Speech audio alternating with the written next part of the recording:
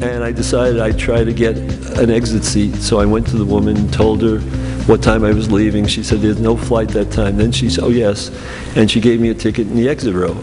I got to the gate and I decided that the exit row not necessarily leans back, so I went to them, showed him my ticket, and he said, I'll give you a seat, you know, in the exit row, the right one. I got on the plane. It wasn't an exit seat. I sat next to this lady.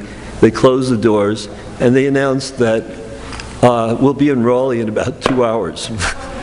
So at that point, they had to open the doors and let me out, and we went through a whole back and forth. I think what they did is they may have gone into my computer to find me and who it was, and I have a feeling they may have pulled that out of here. So I'm lost without it. I'm sorry? You're right. So I'm going to have to wing it a little bit. I hope you don't mind, and we'll do. Let's do the next slide down. The slides aren't exactly what I decided I'd give you a little bit of my background. After finishing med school, I liked children a lot, so I decided I'd become a pediatrician, not because of the academic component of it. I served as the head of pediatrics at Georgia Air Force Base and in the Mojave Desert. I learned a lot from the kids, and I also learned how to play golf extremely well. I then decided I wanted to go to San Francisco, and I went up, and I ended up getting a residency with Ben Feingold. He was doing the KP diet, which was salicylate-free diet, and I learned a lot. But what happened one day, I had always fallen asleep. In high school, I was told that I was not getting the Steuben Award for German. I didn't know I was getting it. They took it away because I was always sleeping in class. It came to a crescendo when I fell asleep when giving a lecture to 40 people at my allergy conference. Which was, my social life was a little more than it should have been, but it wasn't all that. What happened is my lunch consisted of 4 glasses of milk, 4 sandwiches, and 3 donuts. Well, they said it was a vagal reaction. So I stopped eating lunch, and sure enough, I stopped falling asleep. So instead of being a total idiot, what I did is I went back and started adding things one by one. And I found that it was yellow dye number 5, red dye number 3, sodium benzoate, and milk. And without that, I could eat ad nausea without getting into any trouble. We talked about maybe doing as a research project that the year after Ben Feingold wrote his book on hyperactive children. And I probably was one of them. I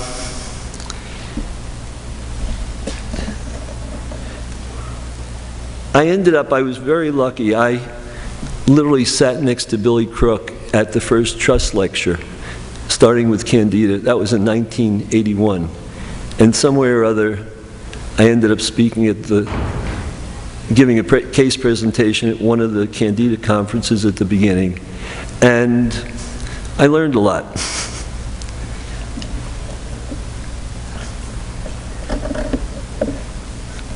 I'm having to do it 2 ways, so I hope you don't mind. The immune system can send many agents to fight bacteria, viruses, fungi, and so on. My approach is more a total load on the body, and that's where I think I come in at this conference. In other words, I'm not treating Lyme per se, but I'm looking at all the total overload of everything else.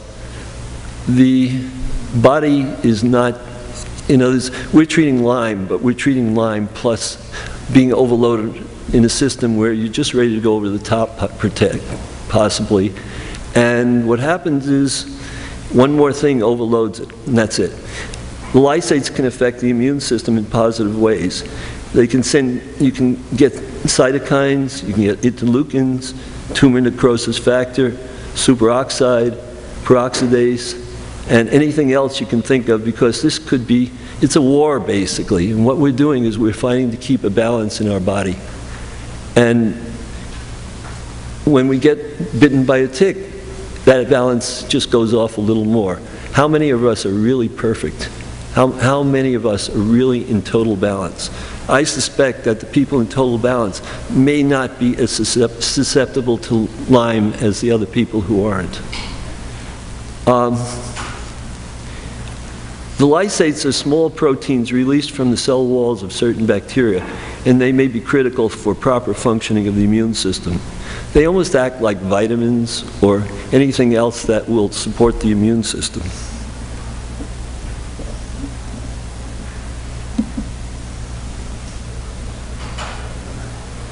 Sorry for this.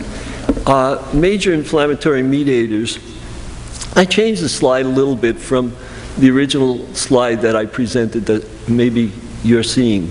The T lymphocytes, we were talking about Th1, Th2. I've added Th17 and Treg cells and Th22. Within the last 10 years, really within the last 2-3 years, Th17 and Treg cells have become very prominent. I go to the allergy conferences and so on, and they gave a few conferences about it, and I asked them about it because I had seen, and I'll get into later in the lecture, but I had seen candida and staph infections, one tied in with the other, and suddenly they were talking about this. So I approached them, and they didn't know much about it. I went back about a year and a half ago at one of the main lectures about this, or about something else, same doctor, and I asked him about it, and there were lines of people waiting behind me. He said, let me look it up on PubMed. He thought there were 1 or 2 papers on it. Suddenly he's looking at Th17, and there are tons of papers on this. And they're talking in allergy about this being the chronic infection.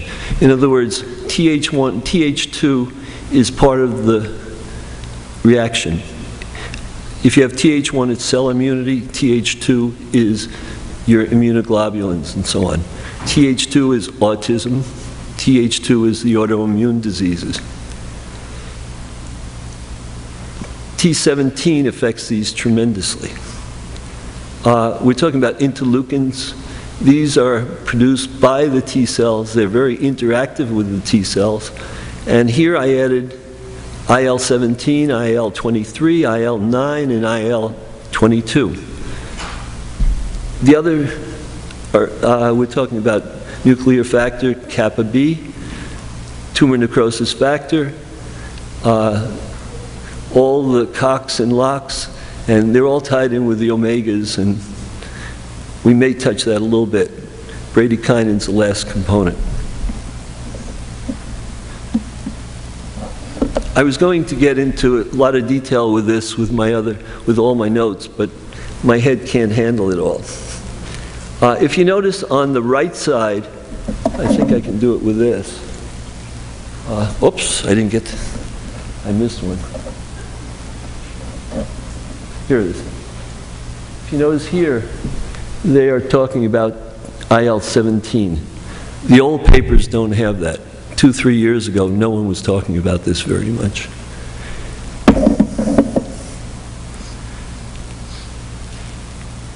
Now, here, down a little lower, we're talking, here's your Th1. This is the T cells. There's the T cells and the B cells. Th1, Th2, but they're really not incorporating the Th17 even in this slide, and this is a few years ago.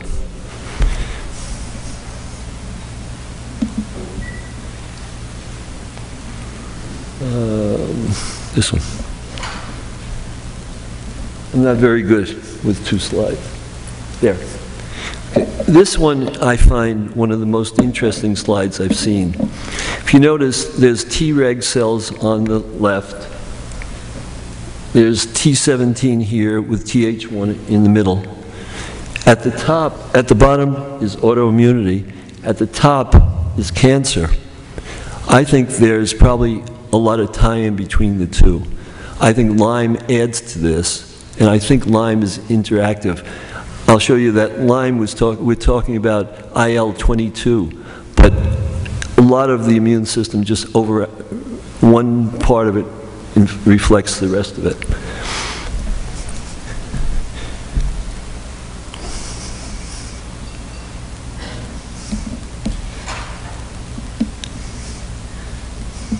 Do I get an extra minute for having to do this?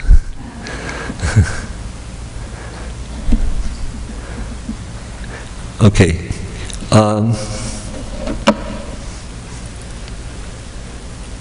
This is part of the immune system again. We're going back to the same slide we did before, but we're talking about antigen-presenting cells. That's APC. And again, that TLR are the toll-like receptors. And this is where, if a foreign body comes in, that's the first presentation we see. And the body will react to it. And the immune system comes in, and again, we're tying autoimmunity and so on. A paper just came out of Cornell recently. I mean, we've known it, but they're saying basically that Lyme is, after a while, really an autoimmune reaction and not necessarily all live cells. It may be a mixture, and I believe from what I've read, it probably is. So we may be treating autoimmunity, and I think we've talked about that.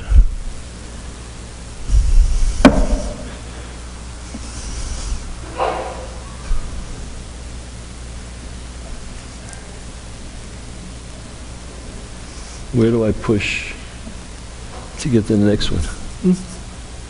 Oh, there it is. Okay, again, we're back to the total load on the body. This is what I think is important. Initially, you can have just the acute Lyme disease, and the other things don't affect it because it's there and we've treated it, and if you keep patients on it for a little while, some of the people get better. A lot don't.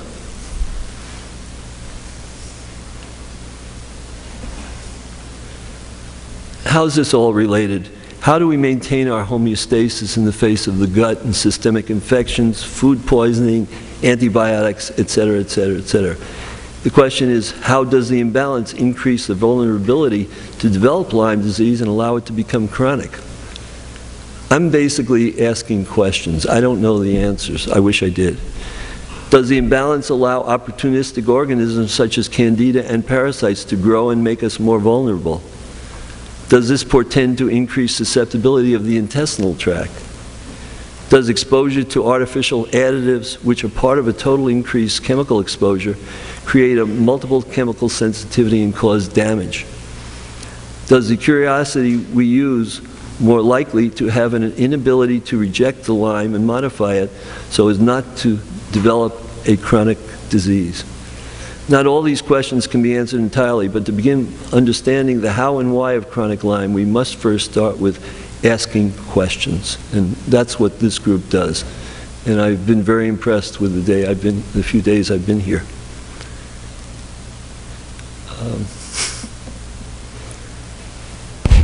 Getting better. Again, we'll go back to the total load, and when I first was asked to do the paper, they asked me to do food allergies, candida, and intolerances, and additives. You can't do away with what's in the bowel. That's the key to this. And it's all about a balance. And trying to use probiotics and prebiotics and so on is vitally important. We have to do that, and I think it will affect Lyme tremendously. Question is, what came first and which is most important? Which is the primary illness? Basically, this involves a total load on the body's defense mechanisms. The question and answer appears to be balance. There seems to be a shift in the immune system, an imbalance of the pro-inflammatory and anti-inflammatory mediators. I keep hearing people say, I have a weak immune system. I don't think it means anything. We have to look at the specifics of it.